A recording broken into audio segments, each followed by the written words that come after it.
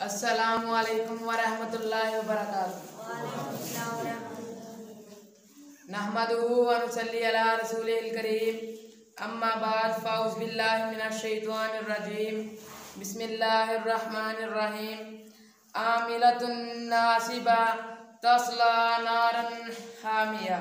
मोहतरम सामिन कराम, बिदअत उस अमल को कहा जाता है जिसको अल्लाह ताला और इसके रसूल ने मुकर्रर नहीं किया, लेकिन इंसान फिर भी इसे दीन और सवाब समझकर करता रहे। अल्लाह ताला बिदअती इंसान के तमाम अमाल को ज़ाया कर देता है। अगर इंसान दीन में कोई नया काम शुरू करता है तो जब तक उस बिदअत को छोड़ नहीं देता, अगर वो तौबा करता भी रहे तो अल्लाह ताला उसकी तौबा कबूल नहीं करते। नबी पाक सल्लल्लाहु अलैहि वसल्लम ने फरमाया कि अल्लाह ताला बिदअती शख्स की तौबा उस वक्त तक कबूल नहीं करते जब तक वो उस बिदअत को छोड़ नहीं देता। सुनन नसाई में हदीस है कि नबी पाक सल्लल्लाहु अलैहि वसल्लम ने फरमाया कि हर बिदअत गुमराही है, हर गुमराही का ठिकाना जहन्नम होता है। सही बुखारी में हदीस है कि नबी पाक सल्लल्लाहु अलैहि वसल्लम ने फरमाया कि अगर कोई इंसान दीन में नया काम ईजाद करता है, अगर वो दीन में नहीं है तो अल्लाह ताला इस तरीके को कभी भी कबूल नहीं करते।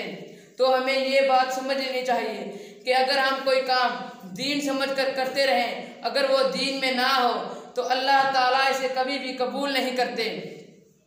अजीज दोस्तों, बिदअती शख्स का इंजाम बहुत खतरनाक होने वाला है। सही बुखारी में हदीस है कि नबी पाक सल्लल्लाहु अलैहि वसल्लम ने फरमाया कि कल हौज़े कौसर के दिन मैं पहले मौजूद होऊंगा। तुम में से कुछ लोग मेरे पास आएंगे, लेकिन इन्हें फिर मुझसे दूर कर दिया जाएगा। ये मंजर देखकर मैं कहूँगा कि ये तो मेरे साथी हैं, लेकिन मुझे बताया जाएगा कि इन्होंने आपके बाद दीन पर नए नए काम शुरू कर लिए। इससे हमें पता चलता है कि बिदअती शख्स को कल क़यामत के दिन हौज़े कौसर से महरूम कर दिया जाएगा।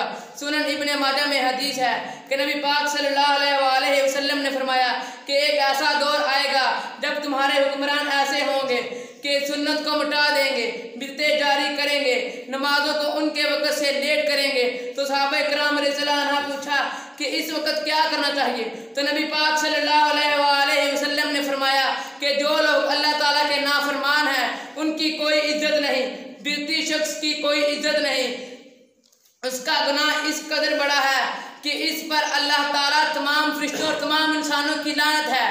इसलिए हमें कोई भी काम करने से पहले इसकी तस्दीक कर लेनी चाहिए कि वो दीन से साबित भी है या नहीं, क्योंकि कल क़यामत के दिन कुछ लोग अल्लाह ताला के दरबार में आएंगे, इनकी हालत ये होगी कि आमिलतुन नासिबा तस्ला नारन हामिया।